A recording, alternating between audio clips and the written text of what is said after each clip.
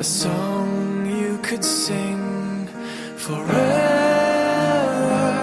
And I wanted to rhyme and to bend phrase and time into something clever.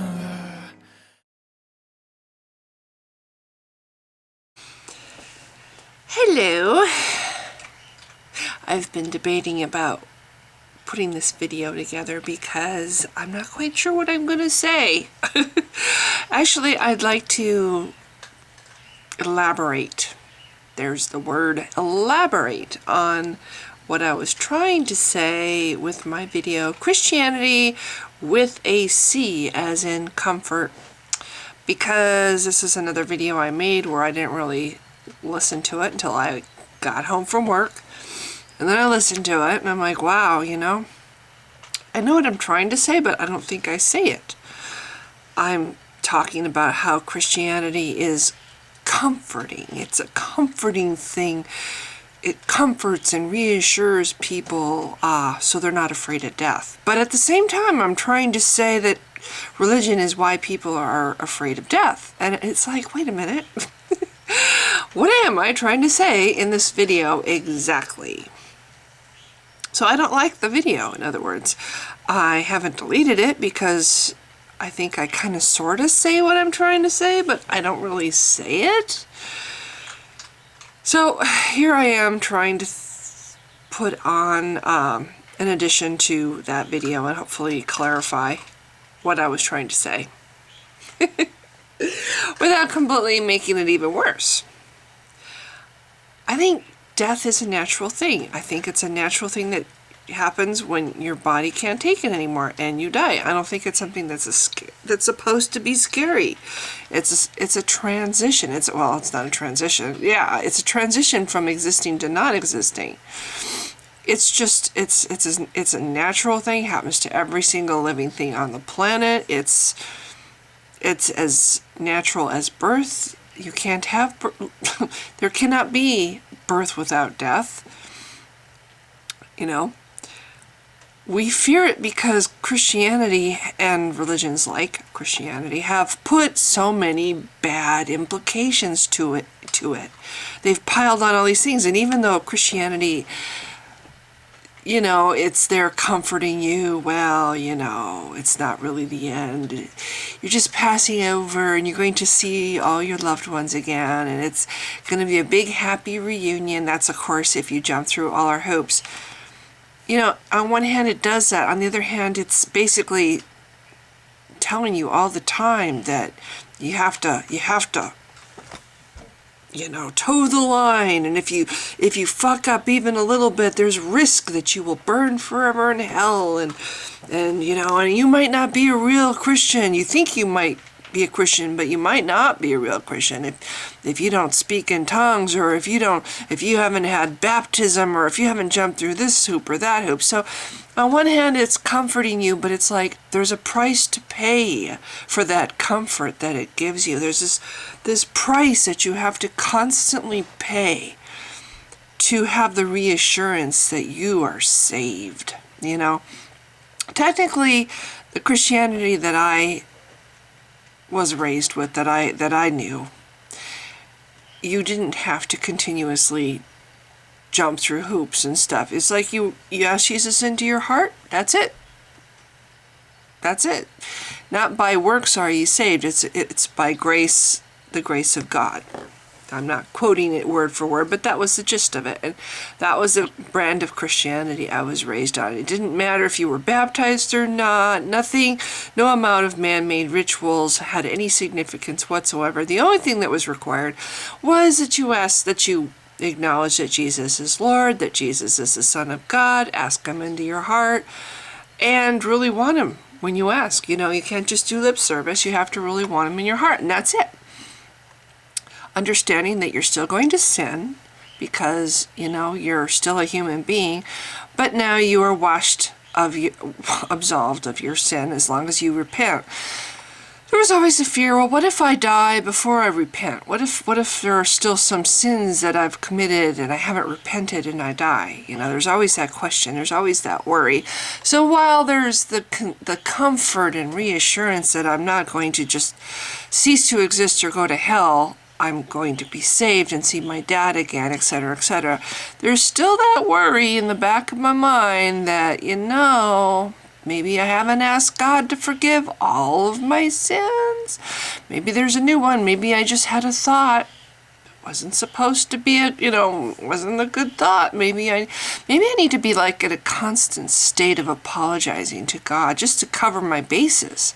Because, I can't control my thoughts, and technically I'm probably not even aware of half the thoughts that I have, because thoughts are a constant stream through your brain. You don't really have control over what thoughts pop into your brain. You can choose to, you can select which ones you're going to grab onto, and by selecting which thoughts you grab onto, you can control how you feel and how your mood is.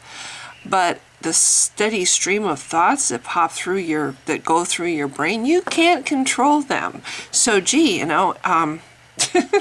what if a guy is in a room full of women and they're all gorgeous women, and he apologizes to God for having lustful thoughts for 99 out of 100 women in the room, and he misses one? Does that mean he goes to hell when he dies? Because if he should die right then and he hasn't repented for thinking the thought about that one woman of the 100 in there,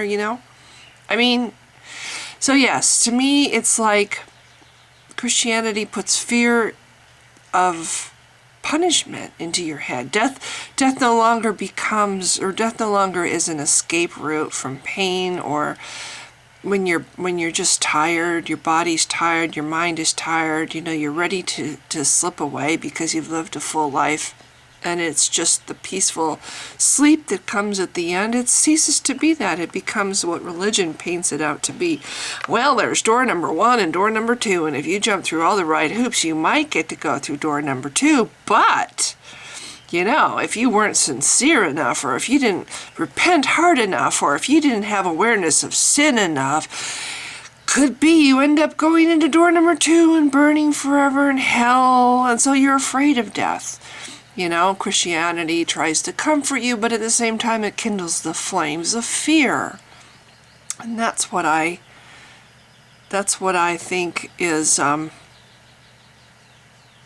why there's a fear of death at all. I think religion has created this fear of death. Death is more than just the end now. Death has all these implications of what might happen then, or if anything will happen. Christians don't ask if, though. They just assume, they have this teaching that there is something after death. So to them, it's just black and white. Either I'm going to be in paradise, or if I am one of those Christians who thinks I'm a Christian, but really I'm not a Christian, according to Ray Comfort, I might be burning forever in hell. Because I was deceived, and I didn't even know I was being deceived. I was going through my life thinking I'm walking the walk with Jesus, and really I've just been deceived all this time, and I'm a fake Christian. I don't even know God. I think I know him. I think I know the Lord, but and then suddenly you find yourself going through door number 2, and you're right there with all the atheists, burning forever in hell. None of this would exist if there wasn't religion. If there wasn't religion, we would view death the same as the animals do. I have seen animals die. I have had my pets die. I've been in the room when they've died. I've held them in my arms when they knew that their time was coming. I have never seen fear in them. I see this strange kind of sadness in their eyes, like they're sad to be leaving me, maybe. I see peace. Those are the two things that I have seen in the eyes of animals who knew that their end was coming: sadness and peace. No fear. I think it's quite a bit different when you see a gazelle running for its life from a lion, but I don't think it's fear of death that the gazelle is running from the lion. I think the gazelle's afraid of being ripped apart while it's still alive. You know, it's afraid of pain. It's afraid of being mauled. You know, nobody wants to be ripped apart by a lion, so you run away. You know, death is just something, I don't even think animals think about death. It just comes upon them like sleep or anything else. But when they know it's coming, they do. I think they understand what it is. I think they understand it's the end, but I don't think it scares them. I think it just, you know, they know that their life is coming to an end and they're sad to say goodbye. And I mean, who knows what they think? We're not animals, or we are. I'm sorry. We are animals, but we don't, I can't tell what another human being thinks. So how can I think what another animal thinks, you know? But this is just my thought. They're sad. They have sadness in their eyes. That's what I see. And my little brain translates that in the way that, oh, they're sad to say goodbye. You know, who knows what really is going on in their brains? But you see it in their eyes. They're sad. And they're peaceful. They accept it. They don't struggle from it. They just, they go to sleep.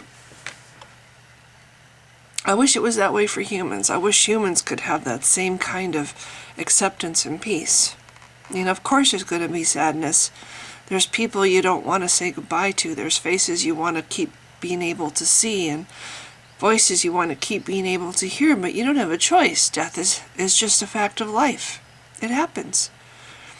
Nobody's ever really ready for it, I don't think. So, anyway, I'm not sure if this explains it any more than the other video, but I wanted to try to explain what I meant, that Christianity is the point of Christianity is it offers comfort and reassurance at a price. That's what religion does. It offers comfort and reassurance at a price. And the price is the fear. The fear that it puts in you, the fear that it stokes in you, the fire of fear inside, you know, it keeps that alive by the constant question, you know, did I pray enough? Was my conversion real? Did I mean it enough? Have I repented enough? You know, all these questions that, granted, there's some Christians walking around, I know I'm going to heaven, and they're just totally sure of themselves. But I think most Christians are like I was, not quite, you know, I'm pretty sure I'm going to heaven, but I don't know, you know, and so you have a fear of death. You have a fear of finding out where, you know, well, maybe I'm wrong. Maybe I'm going to hell. You believe hell exists, so you're afraid of the possibility of that happening to you, or finding out when you're in heaven that it happened to somebody else that you love, and you can't even imagine heaven without that person in it, but they're not there because they're in hell.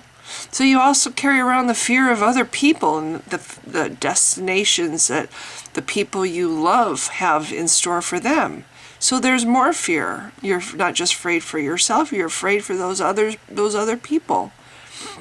And I think that's why some Christians witness, you know, as aggressively as they do. They do it because they don't want to see somebody in hell that they might care for.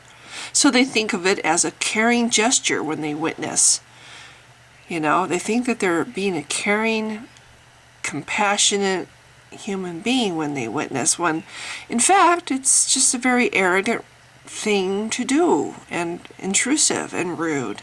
But they don't see it that way. They see it as they're saving you literally from a horrible end, and they're afraid for you. And there's that word again, fear. It's all about fear and reassuring and comforting, and oh, well, I don't want to have this fear, so I'm going to try my hardest to do everything I can to get the fear to go away. You know? So, yeah, I think without Christianity, death would not be the big bad monster it is. I think it would just be as natural and accepted as birth. You know, we are born, we have our time on this earth, we should revel in it, we should try to make a difference, you know, in whatever way we can to, you know, while we're here, and then we die. And death is like closing your eyes and just you never wake up again. How hard is that? You know?